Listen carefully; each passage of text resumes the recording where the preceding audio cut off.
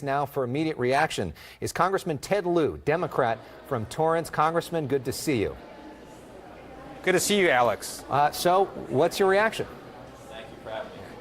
I previously served on active duty under U.S. Pacific Command. I know the U.S. has no good military options against North Korea, so I'm very disappointed. I think diplomacy always needs to be our first option.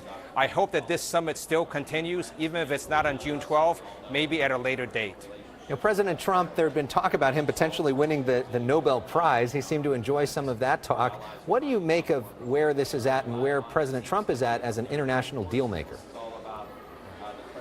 I think what the president did is unfortunate because North Korea had just destroyed parts of a nuclear test site.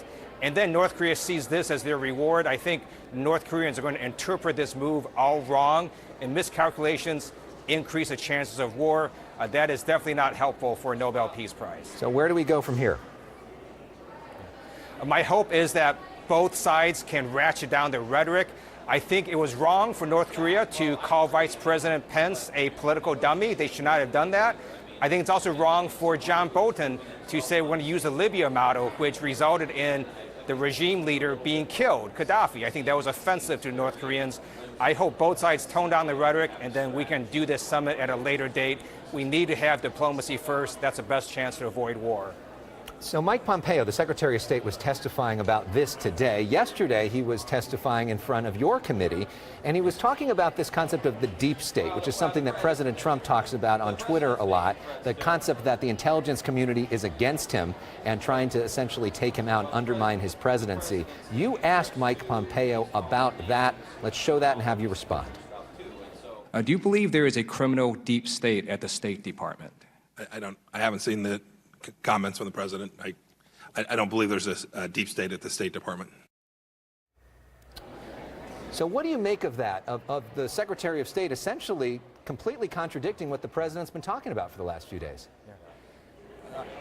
The president has not put up any evidence that there is any sort of deep state in America. All federal employees take an oath. It's not to the president, but it is to the United States Constitution. And they're following their oaths. And just because the president and his campaign are being investigated does not mean there's a deep state. To me, it tells me that law enforcement and counterintelligence agents are doing their job. And my hope is that the investigation against the president can proceed without any more political interference. Another big issue for you is this idea of Jared Kushner's security clearance. Every day you tweet out that today would be a good day for Jared Kushner's security clearance to be revoked. Yesterday, he actually got his permanent security clearance from the White House. What do you make of that?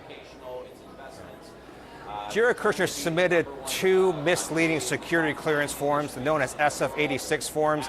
I had to do that in the military to get my security clearance. Anybody else who had done that would not have gotten a security clearance. And it's also important to know that the FBI does not grant or adjudicate White House security clearances. This was a decision solely made by the White House. And another big controversy is what's happening with the NFL. Now players are going to be forced to stand for the national anthem if they're on the field, or they can stay back in the locker room. If they don't stand, they're going to be penalized. The president's saying that people that don't stand, maybe they should leave this country. How do you respond to that? This is an emotional issue for many people, so I'm just going to tell you my personal view.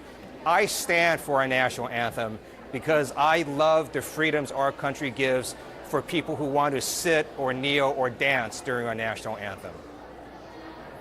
All right, Congressman Ted Lieu, we're going to leave it there. Thank you very much for sharing your views. Good to see you. Thank you, Alex.